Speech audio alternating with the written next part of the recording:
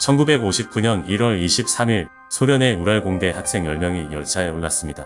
남성 8명, 여성 2명 모두 젊은 20대였고 혹한기의 산을 오르며 상급 등산 자격을 취득하는 것이 목표였습니다. 이들은 단순한 등산객이 아니었습니다. 서로를 믿고 조국의 이상을 믿던 20대 청년들이었습니다. 최종 목적지는 오트르텐 산이었고 여정은 철도, 트럭, 말썰매, 그리고 도보로 이어졌습니다. 리더였던 이고르 디아톨로프는 여정을 떠나는 매 순간 일지를 기록했습니다. 1월 31일 날씨는 급변했고 그들은 숲을 벗어나 평지에 텐트를 설치합니다. 디아톨로프의 기록엔 눈이 거세지고 있어 매일 더 안전한 지형으로 이동할 것이라고 적혀 있었습니다. 이 산악대에 예정된 귀환일은 2월 12일이었습니다. 가족과 학교는 며칠간 소식을 기다렸지만 2월 20일 산악대 누구도 귀환하지 않자 가족과 대학의 요청으로 학생, 원주민, 경찰, 군으로 구성된 대규모 수색대가 파견됩니다. 2월 26일 수색 시작 후 6일 만에 산의 경사면 둥턱에서 텐트를 발견합니다. 텐트는 안에서부터 찢겨 있었고 내부 물품은 그대로였습니다. 신발과 외투는 남아있었고 모두 맨발로 탈출한 흔적이었습니다. 텐트에서 이어진 발자국은 경사면 아래 숲속으로 약 500m 길이로 이어져 있었습니다. 3월 2일 텐트에서 약 500m 떨어진 나무 아래에서 처음으로 두 구의 시신이 발견됩니다. 시신은 맨발의 속옷 차림이었고 주변에서는 추위를 피하기 위해 불을 피운 흔적이 있었습니다. 이후 며칠 사이 텐트와 나무 사이 지점에서 3구의 시신이 추가로 발견되며 총 5명의 시신이 추가로 확인됩니다. 하지만 나머지 4명은 2달 넘게 어디에도 보이지 않았습니다. 5월 4일 깊은 개울 속 눈에 완전히 덮인 채 마지막 시신들이 발견되는데 하지만 이상한 점은 여기서부터 시작됩니다. 일부 시신은 갈비뼈와 두개골이 심각하게 손상되어 내상을 입었고 또 다른 시신은 혀와 눈이 사라진 채 발견됩니다. 이들 중 일부의 옷에서는 방사능이 검출되었고 외상 없이 내상이 있는 시신으로 볼 때 단순한 자연재해로 인한 사망으로 보기 어렵게 만듭니다.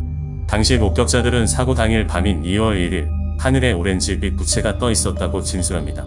이후 2000년대 들어 다큐멘터리와 인터넷을 통해 이 사건은 다시 주목을 받게 되었고 음모론과 미스터리가 확산되면서 러시아 당국은 60년 만인 2019년에 재조사에 착수합니다.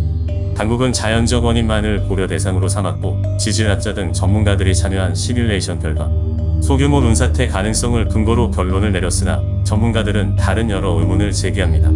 수색 시 텐트가 눈에 일부 덮여 있었으나 완전히 매몰되지 않은 점, 눈 위에 사람 발자국이 온전히 남아 있었던 점, 일부 시신의 심각한 내부 손상이 소규모 눈사태로는 설명되지 않는다는 점에서 이 결론은 대중과 전문가 모두에게 거센 반발을 불러일으켰습니다.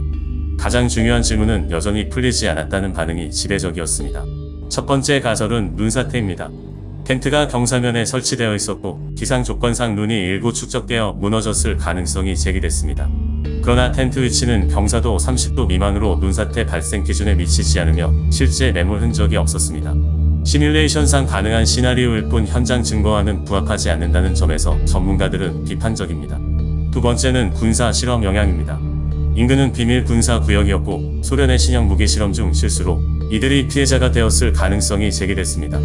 일부 옷에서 검출된 방사능, 봉인된 수사 기록, 사고 당시 일부 증언 중 공중에 떠 있었다는 빛 등이 가설에 무게를 더합니다.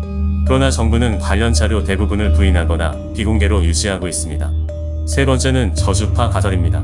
지형과 바람이 카르만 아르를 유발하고 특정 저주파가 뇌에 영향을 주어 공황 상태를 유도했을 가능성이 있습니다.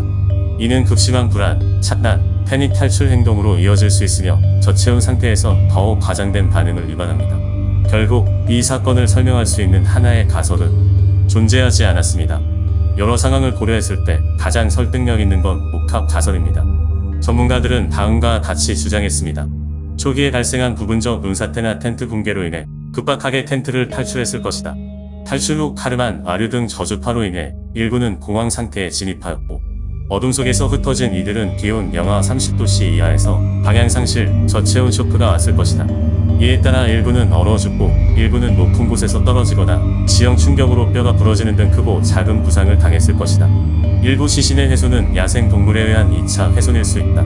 당시 군사 실험의 영향으로 일부 방사능 노출 가능성도 결합되었을 수 있다. 이 모든 요소는 단일 요인보다는 환경심리 물리, 외부 요인이 함께 작용했음을 시사합니다.